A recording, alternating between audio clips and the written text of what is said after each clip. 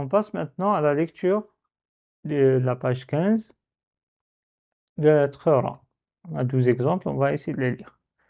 Première case, c'est simple. Mim avec Dhamma, c'est Mou. Ra avec Fatha, c'est Ra. On essaie de lire les deux. Moura. Donc, comme je vous dis tout le temps, essayez de lire la case en entier d'un coup. Ne pas dire Mou et réfléchir à la lettre d'après. En fait, quand on dit Mou et on fait ça, c'est on est en train de prolonger. Et il n'y a pas un prolongement ici. On va voir avec un autre exemple après, Inch'Allah.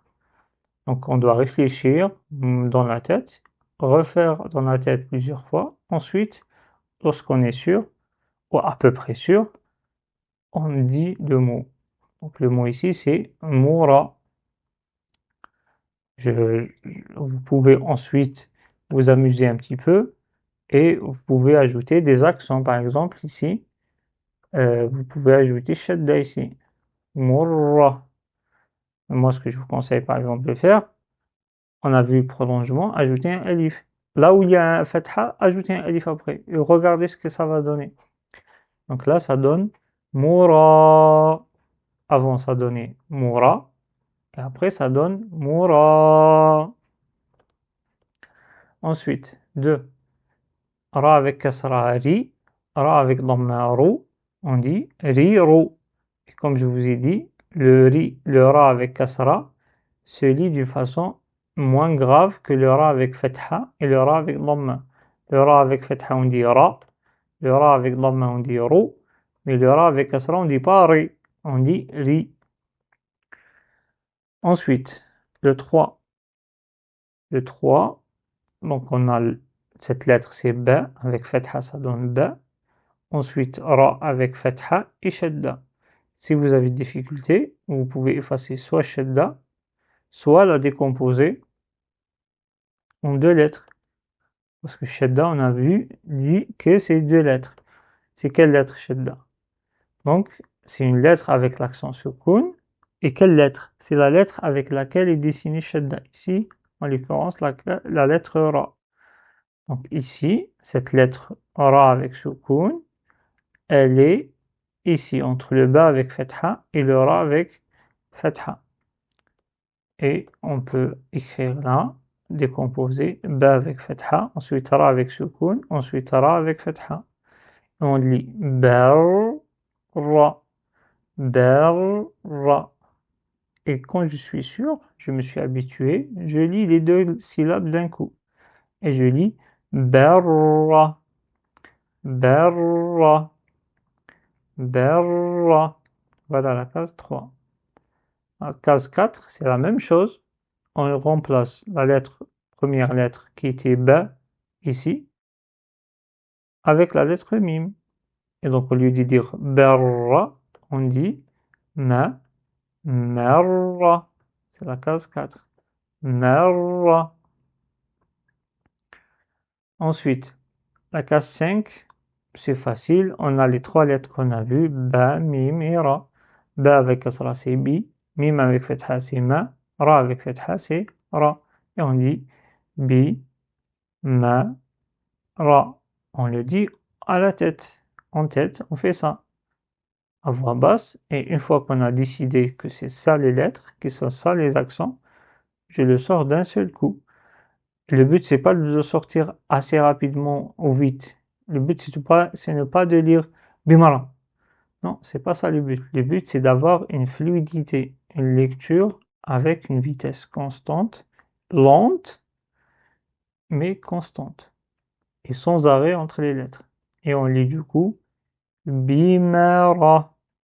Vous voyez, je me suis pas arrêté. Je me suis pas dit Bi, Ma, Ra. Non, je me suis pas arrêté entre 2 lettres. On passe à la case 6. La case 6, c'est à peu près la même chose, sauf que j'ai ajouté Shadda ici. Donc, au lieu de dire Bimara, je bloque le son Mim avant de dire Fatha. Donc, au lieu de dire Bima, dès que je prononce le son Mim, je le bloque. Bimma, Bimma, Bimmara. Voilà pour la Shadda. Sinon, vous faites ça, soit vous décomposer shadda en 2 lettres. Shadda et l'accent en 2 lettres. Ensuite, 7. Ra avec fatha suivi de mim avec fatha, c'est rama. Maintenant, si j'ajoute un alif entre les deux, alif il sert à quoi? À prolonger. On prolonge quoi? Est-ce qu'on prolonge le ma? Non, on prolonge la lettre qui est avant. La lettre qui est avant le alif, c'est quoi? C'est ra. Donc au lieu de dire ra, je dis ra, ra. Donc là, ce mot, ça devient rama. Voilà pour le mot 7 modifié. Sinon, le mot 7 d'origine, c'était rama. Là, c'est le même mot que 7 en ajoutant un shadda. Qui dit shadda dit une lettre qui est ajoutée. Une lettre, quelle lettre? C'est une lettre avec laquelle shadda est dessiné, mais avec sukun. Donc c'est mim avec sukun. Et avant, il y avait ra avec fatha. Et après, c'est quoi? C'est mim avec fatha. Et on dit ramma, ramma. Voilà, du coup, la case 8. Et là, vous voyez, le 7, 8, 9, c'est à peu près les deux lettres, mais les mêmes lettres, mais en ajoutant des choses et ça change la prononciation. Donc le 7, c'était rama. En y ajoutant shadda, ça devient ramma. Et là, à la fin, on ajoute un alif à rama. Tout à l'heure, on avait ajouté alif ici, si vous vous souvenez. Rama. Là, on ajoute le alif à la fin. Et du coup, ça donne rama, parce que là, je prononce le ma. Et comme je vous disais tout à l'heure, ne pas réfléchir à voix haute. Parce que si je réfléchis à voix haute, je dis ra, et je suis en train de réfléchir, c'est quoi cette lettre? Mais quand je dis ra, c'est comme si j'ajoute un alif ici, et je prolonge. Et prolonger en langue arabe, ça n'a pas, ça a des conséquences, notamment en grammaire et en conjugaison. Donc, c'est pour ça que je vous invite à réfléchir dans vos têtes. Après, s'il y avait le mot ra, fatha suivi d'un alif, là, on peut dire ra, ma, ra, ma. Voilà. Donc, il faut être conscient de ce qu'on est en train de lire. Ici, on prolonge. Il doit avoir une lettre de prolongement. Et pour l'instant, on n'a vu que la première lettre de prolongement qui est l'alif. Ensuite, la lettre 10, c'est un mix aussi. La lettre 10, le mot 10, c'est le mot, si vous voyez ici, ramma, c'est ce qu'on a lu en case 8. Ramma.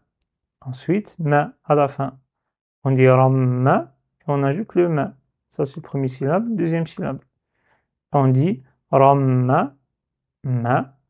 Et là, on enlève cette barrière entre les deux et on lit le mot d'un coup et ça donne rammama, rammama. Le mot 11, donc on a le ra avec les différents accents. Ra avec dhamma c'est ro, ra avec kasra c'est ri. On a dit que c'est ri, c'est pas ri. Faites attention, si vous vous souvenez, on l'a vu ici. Donc ra avec dhamma ro, ra avec kasra ri, ra avec fatha c'est ra. Et suivi d'un alif, je prolonge ra. Et du coup, je dis ro, ri, ra. Et le mot 12, c'est, si vous avez des difficultés, on enlève shadda, par exemple, et on enlève la lettre de prolongement. Et ça donne quoi le premier? Donc, mi, ra, ro. C'est ça. Mi, ra, ro. Ensuite, il y avait quoi? On a ajouté une shadda. Et du coup, on a ajouté shadda ici. Ça devient mi. Shadda, ça donne quoi? Ça donne un ra avec sukun. Ensuite, je reviens vers mon ra avec fatha et le ra avec dhamma. Et lorsqu'il y a sukun, je bloque ici pour faire une syllabe de 1 et 2. La première syllabe, c'est mir. La deuxième, raru. Mir, raru. Mir, raru. Et donc ça, c'est le mot intermédiaire, qui n'est pas le mot 12, hein, qui est le mot intermédiaire qui contient shadda ici. Et ensuite, on avait ajouté un alif. Alif, donc je l'ajoute ici. Si j'ajoute un alif ici, donc j'aurai 3 syllabes. Donc, mi, mir, ça c'est le premier syllabe. Ensuite, ra avec fatha suivi d'un alif.